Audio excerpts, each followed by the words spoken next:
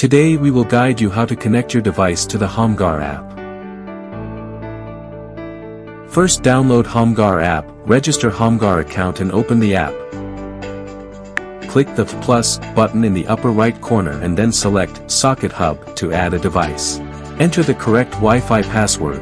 If your Wi-Fi is 5 GHz, please set it to 2.4 GHz. Plug the Socket Hub gateway into the socket, and press and hold the power button for 3 to 5 seconds to make the light flash quickly and enter the pairing mode.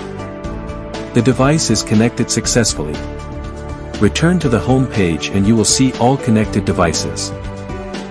On the gateway page, click Subdevices and select Add Device List and select One Zone Water Timer. Press and hold the switch valve of the device to enter the flash matching mode. Operate and match according to the app guide to add devices. The device is successfully connected. Return to the home page, you will see all connected devices. Now you can use the app to set up your irrigation plan.